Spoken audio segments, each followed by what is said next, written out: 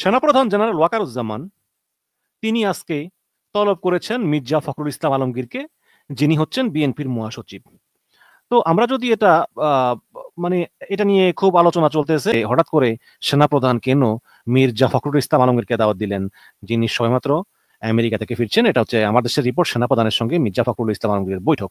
তো এখানে ছোট একটা রিপোর্ট সেখানে লিখেছে যে সেনাবাহিনীর প্রধান জেনারেল ওয়াকারুজ্জামানের সঙ্গে বৈঠক করেছেন বিএনপির মহাসচিব মির্জা ফখরুল ইসলাম আলমগীর। জানা যায় যে গত শনিবার রাত ৮টায়, মানে গত শনিবার রাত ৮টায়, মানে মানে গত রাতে, আর ঢাকার আর্মি হেডকোয়ার্টার তার সেনাপ্রধানের বাসভবনে এই বৈঠক অনুষ্ঠিত হয়। আচ্ছা আচ্ছা, তাহলে সেনাপ্রধানের বাসভবনে, সেনাপ্রধানের আমন্ত্রণে বিএনপির মহাসচিব তার বাসভবনে যান, তার মানে জেনারেল ওয়াকারুজ্জামান মির্জা ফখরুলকে দাওয়াত দিয়েছেন। এই বৈঠকে কি আলোচনা হয়েছে তা বিএনপি অথবা সেনাবাহিনীর পক্ষ থেকে আনুষ্ঠানিক কিছু জানা যায়নি, এটুকু খবর।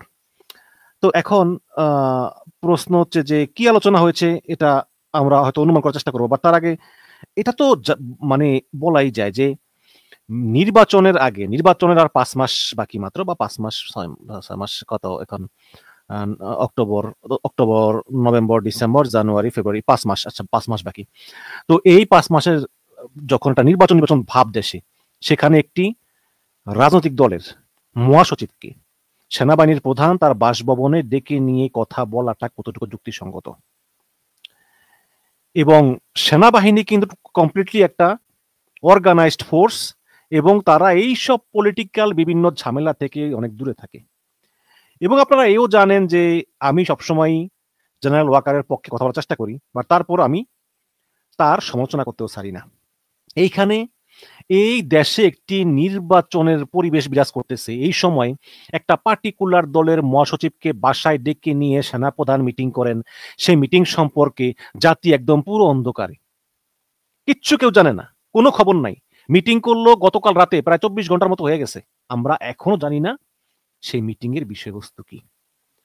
তো যদি আপনি তারপরেও মনে করেন, আমি, কারণ সেনাপ্রধানের সঙ্গে কিন্তু রাজনৈতিক দলের সম্পর্ক থাকার কথা না, কারণ সেটা অর্গানাইজড ফোর্স, এবং সে শুধুমাত্র সরকারি দলের, মানে সরকার যে সরকার আছে তার কথাই শুনে, যেমন এখন শুনবে ইউনূসের কথা।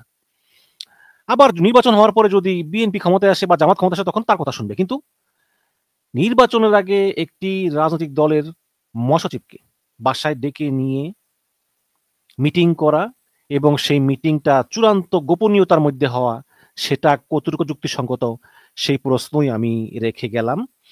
যদিও আপনারা জানেন যে সরকারের সঙ্গে আসলে সেনাবাহিনীর একটি দূরত্ব আছে, এবং সেই দূরত্বটা আরো ঘনীভূত হয়েছে দুইটা কারণে। একটা হচ্ছে যে ডক্টর ইউনূস চেষ্টা করেছিলেন জেনারেল ওয়াকারকে সরিয়ে লেফটেন্যান্ট জেনারেল কামরুজ্জামানকে সেনাবাহিনীর প্রধান করার জন্য।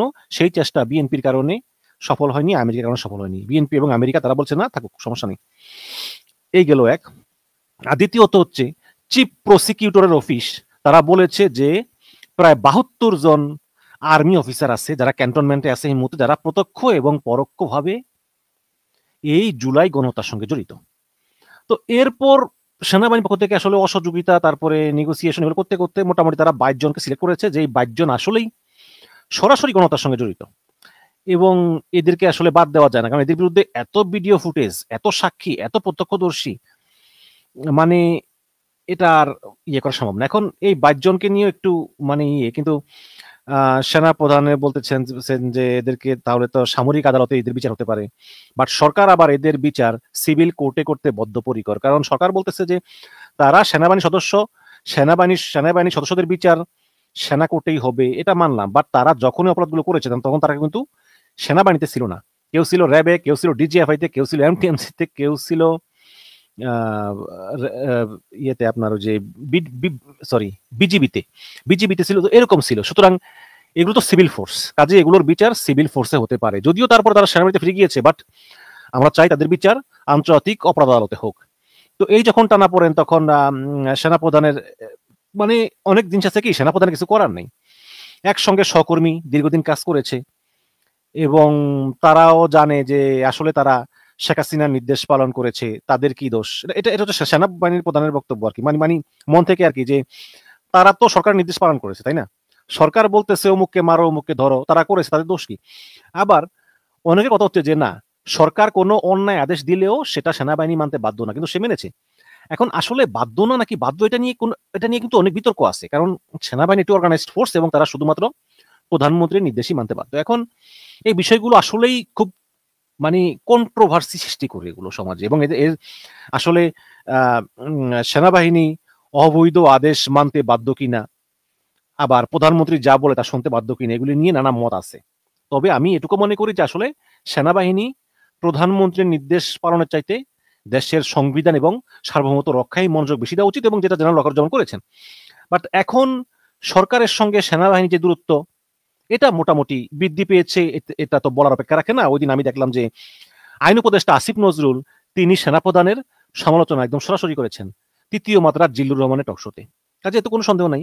এবং সাম্প্রতিক সময়ে জামাত ইসলামের সঙ্গেও কিছুটা দূরত্ব সেনাপ্রধানের বেড়েছে। একটা সময় ভালো সম্পর্ক ছিল, আপনারা জানেন যে হাসিনা পালিয়ে যাওয়ার পর সেনাপ্রধান যে দলকে প্রথমত জানিয়েছিলেন সেটা হচ্ছে জামাত ইসলাম। কিন্তু জাতীয় পার্টি ইস্যুতে, ভিপি নুরুল হক নূর ইস্যুতে জামাত ইসলাম যেভাবে মানে একটা চাল চেলেছে বা একটা অবস্থা নিয়েছে, সেটা ইনডাইরেক্টলি সেনাবাহিনীর বিপক্ষে যায়। তো এই সমস্ত কারণে হয়তো জামাত ইসলামকেও আর আগের মতো ভালো পাচ্ছেন না। বাট যাকেই ভালো পাচ্ছেন, যাকেই না পাচ্ছেন, একটা দেশে কিন্তু সেনাবাহিনী ততটুকুই করা উচিত যতটুকু দেশের স্বাধীনতা এবং সার্বভৌমত্ব অক্ষুণ্ণ থাকে এবং দেশটাকে নিরাপদ রাখে। কিন্তু এর বাইরে যখন আপনি নির্বাচনের আগে আগে আপনি আপনার পছন্দের একটি পার্টিকুলার রাজনৈতিক দলের মহাসচিবকে আপনার বাসায় গোপনে ডেকে নিয়ে যান, যেটা কেউ জানে না, এটা কিন্তু আরেকটা বিতর্কের জন্ম দেয়।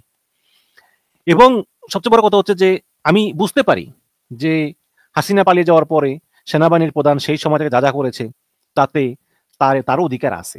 তিনি কিন্তু সেনাবাহিনীর প্রধান থেকেও একটু বেশি তার অধিকার আছে, মানে একটা বিপ্লবের পর একটা অধিকার জন্ম নেয় যে হ্যাঁ, হাসিনা পালিয়ে যাওয়ার পর তো আমি সবকিছু অর্গানাইজ করছি, কাজে আমার তো একটা ভয়েস আছে যে নির্বাচনটা কখন হবে। তো এটা সমস্যা নেই, উনি বলেছেন যে নির্বাচন কখন হবে, এটা উনি বলেছেন ডিসেম্বরে হওয়া উচিত, বা উনি বলেছেন যা কিছু আমি মানলাম হতে পারে। বাট সেই সঙ্গে এটা অ্যাকসেপ্ট করতে হবে যে আপনি সেনাবাহিনীর প্রধান হয়ে যখন আপনি রাজনৈতিক বক্তব্য রাখবেন, যেমন অমুক তারিখে নির্বাচন হবে, এটা হওয়া উচিত, ওটা উচিত না, তখন কিন্তু আপনাকে রাজনীতিবিদরা যেমন সমালোচনা সহ্য করে, রাজনীতিবিদদেরকে যেমন কেউ গালিগালাজ করে, কেউ প্রশংসা করে, আপনাকেও ঠিক তেমনি মানুষ সেরকম ট্রিট করবে। আপনি যখনই পলিটিক্যাল বক্তব্য দিবেন, তখন পাবলিক এটা পলিটিক্যালি নিয়েই একদল প্রশংসা করবে, আরেক দল সমালোচনা করবে, তাই না? এটাই তো হয় বাংলাদেশে। যদিও যেটা আপনি বলতেছেন সেটা হয়তো আপনি ভালোর জন্যই বলতেছেন, বাট তারপরে কিছু পাবলিক সমালোচনা করবেই। তো এই কারণেই আসলে বিষয়টা আমার ভালো লাগেনি। যে কারণেই মির্জা ফখরুল ইসলাম আলমগীরের দাওয়াত দেই তিনি হয়তোবা বিভিন্ন ভূরাজনৈতিক বিষয় নিয়ে কথা বলবেন, দেশীয় বিষয় নিয়ে কথা বলবেন, বা যে কারণে কথা বলবেন কথাটা আসলে হয়তোবা অত্যন্ত গোপনীয়। সরকারের সঙ্গে কি ধরনের সম্পর্কে টানাপোড়েন চলতেছে, অথবা বিএনপি ক্ষমতায় আসলে আ সেনাবাহিনীর জন্য কি করবে, এবং এই বিচারগুলো কিভাবে হবে যারা অভিযুক্ত, এইসব বিষয় নিয়ে আমার মনে হয় আলোচনা করেছেন। আমি শিওর না, আপনারা দর্শক আমার চেয়ে অনেক জ্ঞানী, আপনারা একটু কমেন্টে জানাবেন যে আপনারা কি মনে করতেছেন। তবে মুদ্রা কথা হলো যে বিষয় নিয়ে আলাপ করুক, অন্তত নির্বাচনের আগে আগে একটা পার্টিকুলার দলের মহাসচিবকে নিয়ে সেনাপ্রধান এভাবে বৈঠকটা না করলেও পারতেন। এটাই হচ্ছে আমার কথা। ভালো থাকবেন দর্শক। ধন্যবাদ।